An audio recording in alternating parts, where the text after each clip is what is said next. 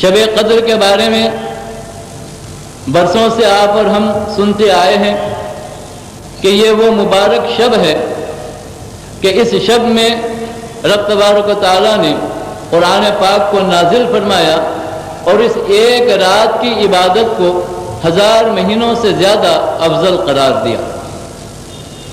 یہ میری آپ کی یا کسی اور کی بات نہیں بلکہ نص قطعی ہے۔ ارشاد ہوتا ہے لیلۃ القدر خیر من الف شہر۔ اے محبوب صلی اللہ علیہ وسلم، آپ جانتے ہیں کہ شب قدر کیا ہے؟ شب قدر 1000 مہینوں سے زیادہ بہتر ہے۔ سرکار کی خدمت میں بنی اسرائیل کے بعد عبادت گزاروں کا تذکرہ آیا۔ ان میں سے بعض ایسے تھے جنہوں نے 1000 مہینوں تک شب بیداری کی، بعضوں نے 1000 مہینوں تک دن میں روزہ رکھا اور جہاد کیا۔ صحابہ کرام رضوان اللہ تعالی علیہم اجمعین جو رحمتوں کے حصول میں اور برکتوں کے حاصل کرنے میں سب سے زیادہ پیش قدمی کیا کرتے تھے، محبوب پاک سے عرض کیا کہ یا رسول اللہ صلی اللہ علیہ وسلم، ہمارے ماں باپ آپ پر فدا ہوں، یہ 1000 مہینوں تک عبادت کرنا اور 1000 مہینوں تک جہاد کرنا اور 1000 مہینوں تک شب بیداری کرنا جن مقدس لوگوں کو نصیب ہوا ہے ان کی عمریں طویل تھیں، لیکن ہماری عمریں کم ہیں، ہم ایسا اجر اور اتنا ثواب کیسے حاصل کر سکتے ہیں؟ اتنے میں جبریل امین تشریف لائے، سلام عرض کیا اور کہا کہ یا رسول اللہ صلی اللہ علیہ وسلم، رب تبارک و تعالیٰ نے آپ کی اور آپ کے پیارے صحابہ کی گفتگو سن لی۔ ارشاد فرمایا کہ سابقہ زمانے میں جن لوگوں نے 1000 مہینوں تک عبادت اور ریاضت کی، مجاہدہ کیا، شب بیداری کی، روزہ رکھے اور اپنے نفس کا تزکیہ کیا، 1000 مہینوں تک انہوں نے کیا ہے، لیکن اے محبوب آپ ہمیں محبوب ہیں اور آپ کی خاطر آپ کی امت بھی ہمیں محبوب ہے۔ اگر آپ کی امت شب قدر میں ایک رات جاگ کر عبادت کر لے تو 1000 مہینہ تو کیا، 1000 مہینوں سے کہیں زیادہ مہینوں کا اجر و ثواب ہم اس کو عطا کریں گے۔ رات ایک ہے لیکن نعمتیں، اللہ تعالیٰ کی رحمتیں اور برکتیں جو ہم کو عطا ہو رہی ہیں، یہ سرکار پاک علیہ الصلوۃ والسلام ہی کا صدقہ اور طفیل ہے۔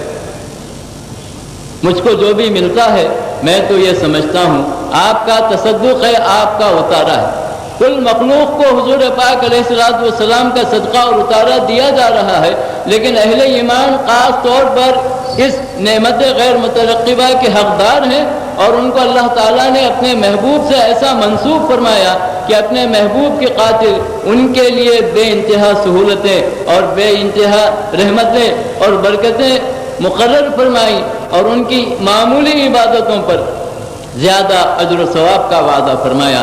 ایک حدیث پاک کا مفہوم ہے جس میں سرکار نے اپنی امت کی مثال پیش فرمائی، کہا کہ دیکھو بعض ایسے لوگ ہیں جو صبح سے دوپہر تک کام پر لگتے ہیں، ان کو مزدوری پوری دی جاتی ہے۔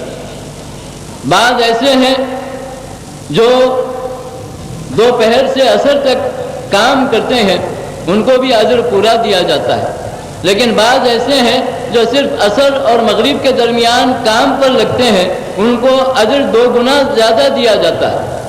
بتاؤ سب میں زیادہ نفع میں کون ہے؟ صحابہ کرام رضوان اللہ تعالی علیہم اجمعین نے عرض کیا کہ یا رسول اللہ صلی اللہ علیہ وسلم، ہمارے ماں باپ آپ پر فدا ہوں، سب میں زیادہ مزے میں تو وہ لوگ ہیں جو عصر سے مغرب تک محنت کرتے ہیں اور اجر بھی ڈبل پاتے ہیں۔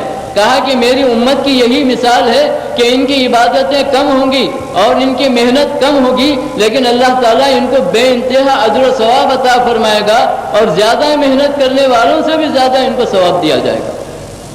یہ سب صدقہ ہے محمد رسول اللہ صلی اللہ علیہ وسلم کا۔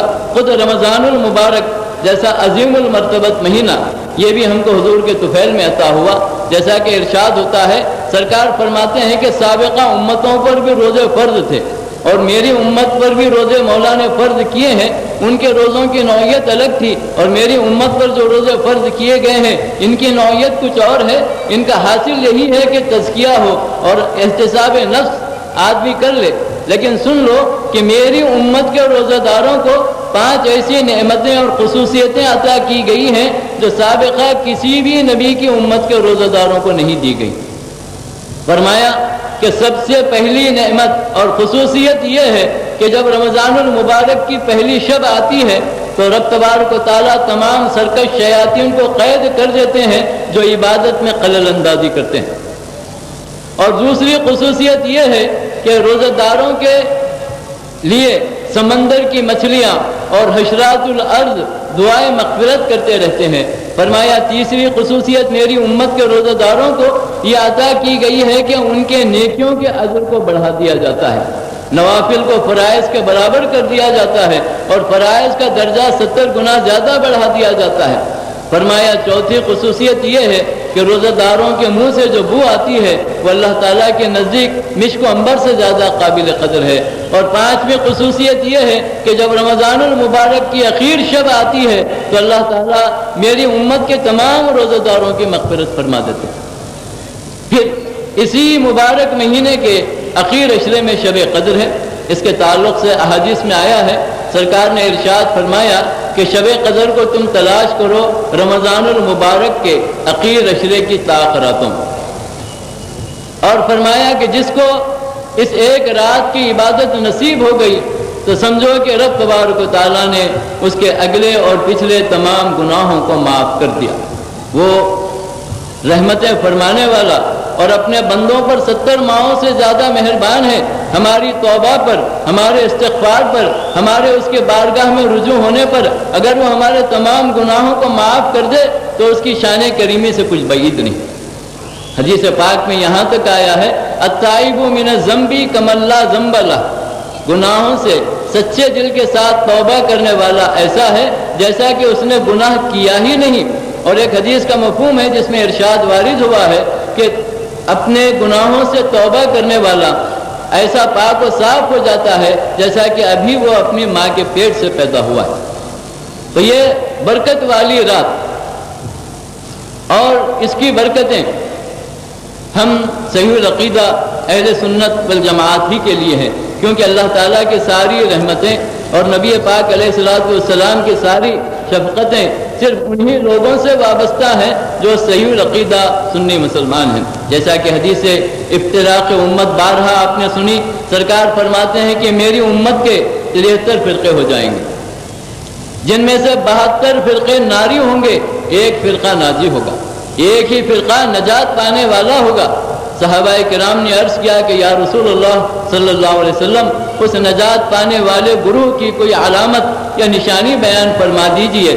تو ارشاد ہوا ما انا علیہ واصحابی، یعنی جو میرے اور میرے صحابہ کے طریقے پر چلیں گے وہی اہل سنت ہوں گے، وہی نجات پانے والے ہوں گے، اور رب تبارک و تعالیٰ ان پر رحمتیں اور برکتیں نازل فرمائے گا۔ تو یہ سارے اجر و ثواب کے وعدے صحیح العقیدہ اہل ایمان ہی سے ہیں۔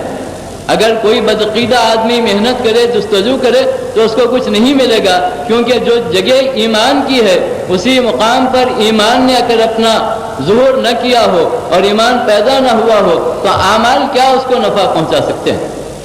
تو آج کی شب کو اللہ رب العزت نے اپنے محبوب کے امتیوں کے لیے ایک عظیم نعمت قرار دیتے ہوئے ارشاد فرمایا کہ اس مبارک رات میں روح الامین نازل ہوتے ہیں اور ہماری طرف سے رحمتیں اور برکتیں نازل ہوتی ہیں۔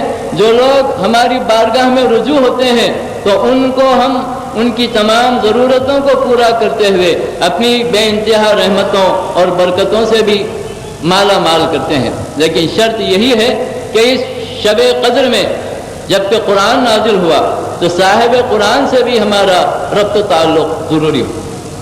آپ جانتے ہیں کہ یہ قرآن پاک کے نزول کا جشن ہے، سالگرہ ہے، لیکن قرآن پاک سے پہلے رسول پاک علیہ الصلوۃ والسلام کو سمجھنا اور جاننا ہوگا، جیسا کہ کلام پاک کی آیت میں آتا ہے قد جاءکم من اللہ نور و کتاب مبین، تحقیق کیا گیا تمہارے پاس اللہ کی طرف سے نور اور روشن کتاب۔ اگر قرآن پاک کو سمجھنا ہے تو محمد الرسول اللہ کے انوار اور ان کے محبت کی روشنی میں سمجھنا ہوگا، اور محمد الرسول اللہ صلی اللہ علیہ وسلم کو سمجھنا ہے تو قرآن پاک کی روشنی میں سمجھنا ہوگا۔ یہ ایسے ربط و تعلق کے حامل ہیں کہ نہ قرآن جدا ہو سکتا ہے نہ حضور جدا ہو سکتے ہیں۔ حضور تو بہت بڑی بات ہے، آپ فرماتے ہیں کہ میں تم میں دو بڑی بھاری چیزیں چھوڑ جا رہا ہوں، ایک قرآن پاک، دوسرے میرے اہل بیت۔ جب تم ان دونوں سے منسوب رہو گے اور ان دونوں کو تھامے رہو گے تو اس وقت تک کوئی قوت، تم کو دین سے ہٹا نہیں سکتی اور تم کو محروم نہیں کر سکتی۔ یہ دونوں لازم و ملزوم ہیں۔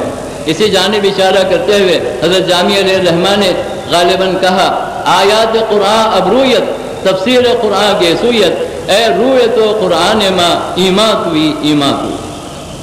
تو نبی پاک علیہ السلام سے محبت کامل درجے کی ہو، ایسا نہیں کہ صرف رسماً ہم محبت کا ذکر کریں بلکہ محبت اپنی جان سے زیادہ ہو۔ فاروق اعظم رضی اللہ تعالیٰ عنہ کا واقعہ تو آپ بارہا سن چکے ہیں کہ سرکار نے پوچھا کہ تم مجھے کتنا عزیز رکھتے ہو؟ آپ نے کہا کہ یا رسول اللہ صلی اللہ علیہ وسلم میری جان کے بعد آپ سب میں زیادہ عزیز ہیں۔ فرمایا کہ اے عمر رضی اللہ تعالیٰ عنہ تمہارا ایمان کامل نہیں ہوا۔ پھر اپنا دست مبارک سرکار نے فاروق اعظم کے سینے پر رکھا جس کی ٹھنڈک آپ نے محسوس کی اور آپ کے قلب پر گویا سرکار نے تصرف فرمایا۔ فوراً پلٹ کر کہا کہ یا رسول اللہ صلی اللہ علیہ وسلم اب آپ مجھے میری جان سے بھی زیادہ عزیز ہیں۔ فرمایا کہ اے عمر تمہارا ایمان اب کامل ہو۔ تو یہ شرط ہے محمد کی محبت دین حق کی شرط اول ہے، اسی میں ہو اگر کامی تو سب کچھ نامکمل ہے۔ تو حضور کی محبت اپنے قلب میں مضبوطی کے ساتھ بٹھائیے اور صحیح عقیدے پر جم جائیے کہ جتنی بھی اللہ تعالیٰ کی عنایتیں ہیں صحیح العقیدہ مسلمانوں ہی کے لیے۔ جتنے باطل فرقے ہیں وہ بڑے زور و شور کے ساتھ آتے ہیں اور اپنے نئے نئے تماشے دکھاتے ہیں، لیکن یہ اہل سنت والجماعت کا جو سلسلہ ہے سرکار پاک علیہ السلام سے آج تک بغیر کسی تعطل کے سیدھا اور حق پر چلا آ رہا ہے، اور انشاءاللہ تا قیام قیامت یہ سلسلہ جاری و ساری رہے گا۔ تو ہم کو چاہیے کہ شب قدر کی نعمتیں اور قرآن پاک کی برکتیں حاصل کرنا چاہتے ہیں تو صاحب قرآن سے اپنا ربط و تعلق قوی کر لیں، کیونکہ یہی وہ شخصیت ہے کہ جن کے طفیل میں رب تبارک و تعالیٰ نے ہم کو پیدا فرمایا، قرآن عطا فرمایا اور خود اپنی ذات کا عطا پتہ بھی سمجھنے کی ہم کو توفیق عطا فرمائی۔ جو کچھ ملا آپ ہی سے ہمیں ملا اور جو کچھ عطا ہوا آپ ہی کے تصدق میں عطا ہوا۔ تو آج کی اس مبارک شب میں کوشش کیجئے کہ اپنے عقیدوں کو صحیح اور درست کر لیں۔ عبادت ریاضت یہ اپنی جگہ ہے، لیکن جب تک ایمان صحیح نہ ہو اور کبھی ہمارا ایمان پختہ نہ ہو اس وقت تک عبادت ہم کو نفع نہیں پہنچا سکتی، کیونکہ شرط ایمان ہے، ایمان کے بعد اعمال صالحہ ہیں۔ آج کی اس مبارک شب میں میں آپ تمام بھائیوں سے یہ خواہش اور گزارش کرتا ہوں کہ سرکار مدینہ علیہ السلام سے اپنے ربط و تعلق کو قوی کیجئے، ان کی محبت کو اپنے قلب میں بٹھائیے اور اپنی جان سے زیادہ عزیز رکھیے اور اس کے بعد عبادت کیجئے۔ جب آپ کا واسطہ لیا جاتا ہے، آپ کا تصدق مانگا جاتا ہے تو اللہ تعالیٰ بے انتہا کرم فرماتے ہیں۔ ہم تو حضور کے غلام اور امتی ہیں، انبیاء کرام نے بھی آپ کے واسطے اور وسیلے سے دعا کی۔ سینکڑوں واقعات ہیں، آدم علیہ السلام کا واقعہ ہے، بعد کے بھی واقعات ہیں کہ جب آپ نے حضور کا واسطہ دیا تو رب تبارک و تعالیٰ نے فوراً آپ سے ارشاد فرمایا کہ اے آدم تم نے ایسا وسیلہ ہماری بارگاہ میں پیش کیا ہے کہ اگر اس وسیلے کو پیش کر کے قیامت تک کے پیدا ہونے والے انسانوں کی مغفرت کا سوال کرتے تو ہم ان کی بھی مغفرت کر دیتے۔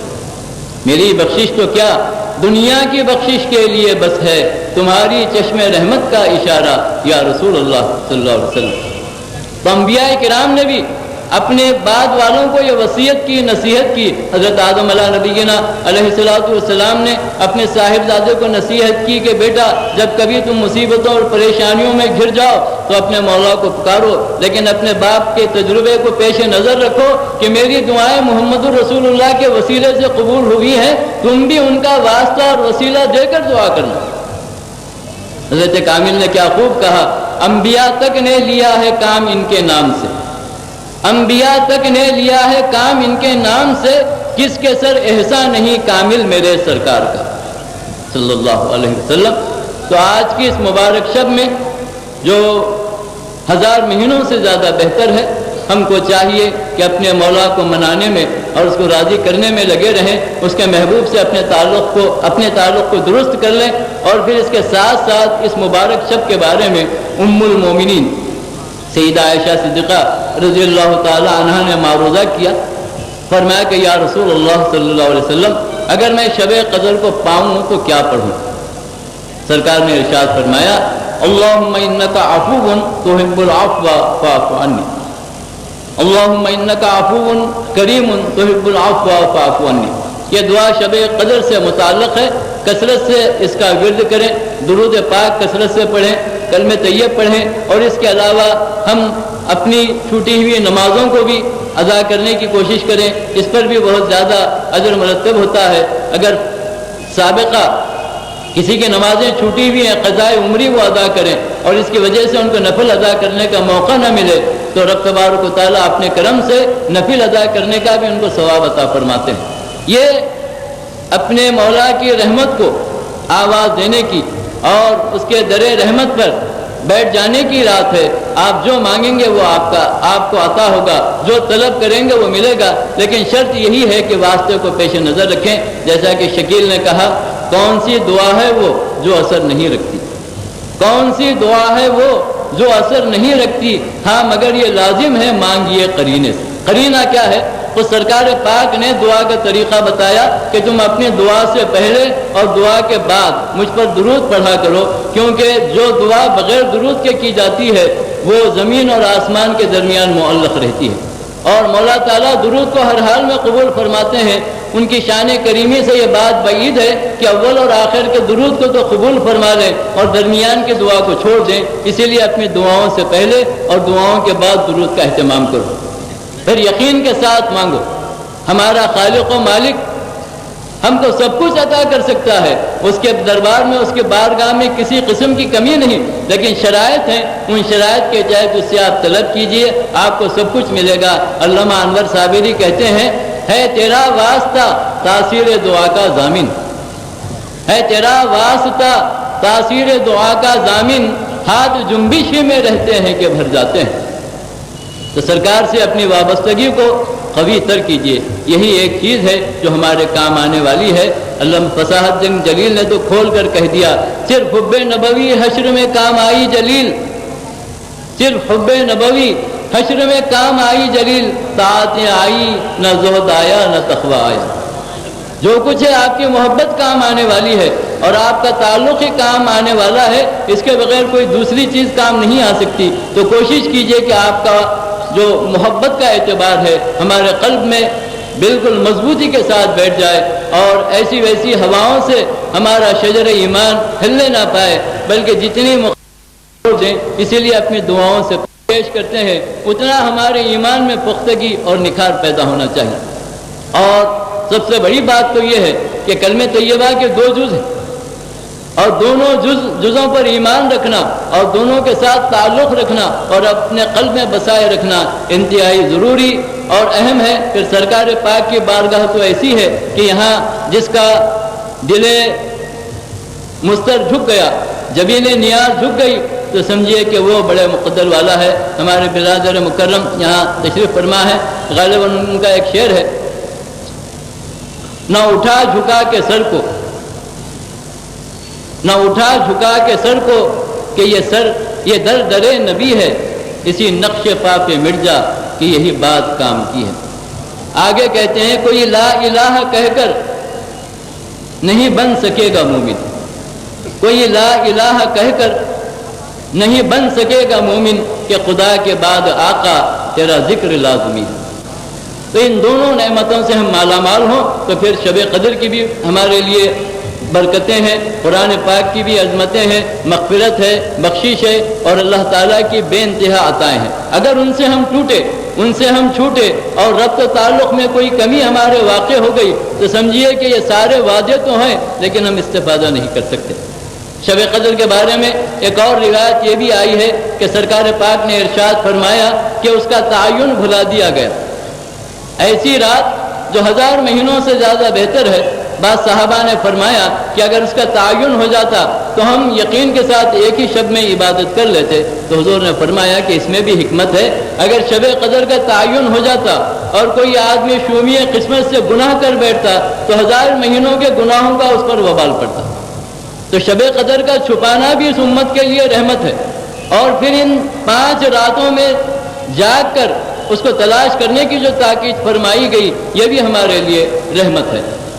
میں ہمارے بھائیوں سے اور تمام بہنوں سے یہی خواہش اور گزارش کرتا ہوں کہ اپنے ربط و تعلق کو صحیح کرتے ہوئے رمضان المبارک کے اس اخیر عشرے کی رحمت مغفرتوں کو اور دوزخ سے چھٹکارے کے پروانے کو حاصل کیجئے، سرکار سے محبت رکھیے، آپ کے ارشادات کے مطابق عمل کیجئے، اپنے ظاہر و باطن کو سنواریے، اور جو مسلک صحیح ہے، مسلک اہل سنت والجماعت، اسی پر قائم رہیے۔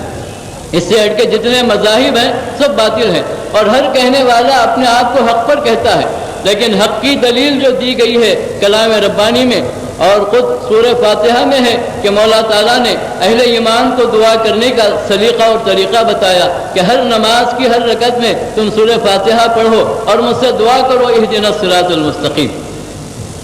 صراط مستقیم پر چلانے کی دعا پر ہی ختم نہیں کیا گیا، بلکہ اس موقع کیا گیا کہ اے مولا ہم کو صراط مستقیم پر چلا، لیکن ایسے صراط مستقیم پر نہیں جس کو لوگ صراط مستقیم کہتے ہیں، بلکہ اس صراط مستقیم پر چلا جس پر تیرے اہل انعام چلے ہیں اور تیری رضا اور تیرے قرب کو حاصل کیے ہیں۔ انعمت علیہم، یہ کون ہے؟ انبیاء ہیں، صدیقین ہیں، شہداء ہیں اور صالحین ہیں۔ آپ تاریخ ملت اٹھا کر دیکھیے کہ صرف اہل سنت والجماعت کا وہ مقدس گروہ ہے جن میں صدیقین بھی ہیں، شہداء بھی ہیں، صالحین بھی ہیں اور بڑی بڑی ریاضتیں کرنے والے ہیں۔ انبیاء کا مرتبہ اور مقام تو بہت اونچا ہے، امتوں میں جو صدیقین، شہداء، صالحین ہوتے ہیں اور ہمارے نبی کی امت میں ہے تو خاص طور پر اہل سنت والجماعت میں ہی ہیں۔ دوسرے باطل فرقوں میں، باطل جماعتوں میں نہ ایسے قاسان خدا ہوئے نہ ان کا فیضان جاری ہوا۔ جو خود اللہ کے فیضان اور نبی کے فیضان کے قائل نہ ہو ان کا فیضان بھلا کیسے جاری ہو سکتا؟ تو اہل انعام کے ساتھ وابستہ رہیے، یہ بڑی نعمت ہے۔ صدیقین کے ساتھ، شہداء کے ساتھ، صالحین کے ساتھ، نیک لوگوں کے ساتھ رہنا یہ ہمارے لیے کارآمد بات ہے، اور قرآن پاک میں کہا گیا ہے، ارشاد ہوا کہ یا ایھا الذین آمنوا اتقوا اللہ وکونوا مع الصادقین۔ تقوی اور پرہیزگاری ہو، عقائد درست ہوں، اعمال صالحہ کی پابندی ہو اور وابستگی ہو اللہ والوں سے، اللہ کے محبوبوں سے، کیونکہ جب ان سے وابستگی ہوتی ہے، ان سے تعلق ہمارا قائم ہو جاتا ہے تو نہ شیطان بھٹکا سکتا ہے، نہ شیطان کے اعلی کار لوگ بھٹکا سکتے ہیں۔ ان سے اگر ہمارا دامن چھوٹ گیا، ہاتھ چھوٹ گیا اور ہمارے ہاتھ سے ان کا دامن چھوٹ گیا تو بہت پریشانی ہے۔ درۃ الناصحین میں ایک واقعہ لکھا ہے کہ ایک آدمی کسی مسجد میں عبادت کر رہا تھا اور ایک بزرگ سو رہے تھے، وہاں سے شیطان کا گزر ہوا۔ ایک دوسرے اللہ والے نے اس کو پہچان لیا، کہا کہ اے ملعون یہاں کیا کر رہا ہے؟ کہا کہ وہ جو آدمی نماز پڑھ رہا ہے میں اس کے دل میں وسوسہ ڈالنا چاہتا ہوں۔ تو پوچھا کہ وسوسہ ڈالتا کیوں نہیں؟ کہا کہ وہ جو سویا ہوا آدمی ہے وہ عارف اور اللہ کا ولی ہے، اس سے ڈر ہو رہا ہے، عبادت کرنے والے سے ڈر نہیں ہو رہا ہے، آرام کرنے والے سے ڈر ہو رہا ہے۔ کہتا ہے کہ اگر میں وسوسہ ڈالوں گا تو وہ اس عالم دین سے، اللہ والے سے مسئلہ پوچھ لے گا اور ہمیشہ کے لیے میرا راستہ بند ہو جائے گا۔ تو پتہ چلا کہ اللہ والوں سے جو لوگ وابستہ ہوتے ہیں ان کو شیطان بھی نہیں بھٹکاتا اور شیطانی ٹولے بھی نہیں بھٹکاتے۔ عزیزان گرامی، اللہ تعالیٰ نے اور اللہ کے محبوب نے ہمارے فائدے اور ہماری بہتری کی ساری باتیں بتا دی۔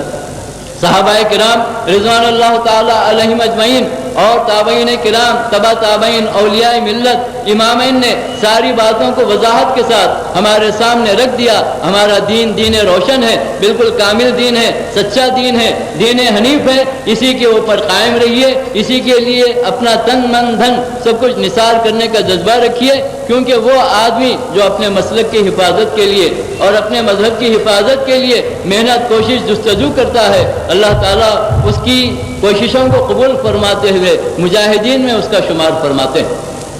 تو رمضان المبارک کے اس اخیر عشرے کی اس اہم ترین رات کا پورا فیضان حاصل کرنے کے لیے دربار رسالت مآب صلی اللہ علیہ وسلم سے اپنے تعلق کو صحیح کر لیجئے اور اہل بیت کی محبت، صحابہ کرام کی محبت، اولیاء ملت کی محبت سے اپنے قلب کو منور اور معمور رکھیے۔ یہی چیزیں کام آنے والی ہیں اور انہی چیزوں کی وجہ سے ہماری عبادتیں بھی مقبول ہوتی ہیں۔ اللہ تعالی ہم کو اپنے قرب سے بھی مالا مال فرماتا ہے۔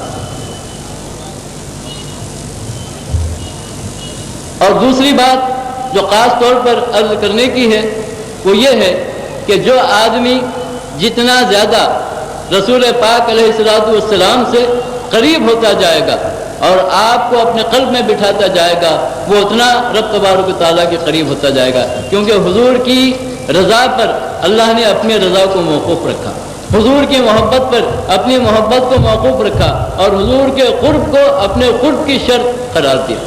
جیسا کہ ارشاد ہوتا ہے کہ اے میرے محبوب صلی اللہ علیہ وسلم، آپ کے چاہنے والے اور آپ سے محبت رکھنے والے ایسے خوش نصیب ہیں کہ میں آپ کو ان کے ساتھ ہی رکھوں گا اور آپ کی خدمت میں رہنے کی ان کو سعادت اور توفیق میں عطا کروں گا. اسی لیے اہل ایمان اس بات پر یقین رکھتے ہیں کہ جنت میں ہم اپنے آقا کے ساتھ ہوں گے، اگرچہ کہ وہ مدارج عالیہ پر ہوں گے، لیکن ہم بحیثیت غلام انہی کے قدموں میں رہیں گے.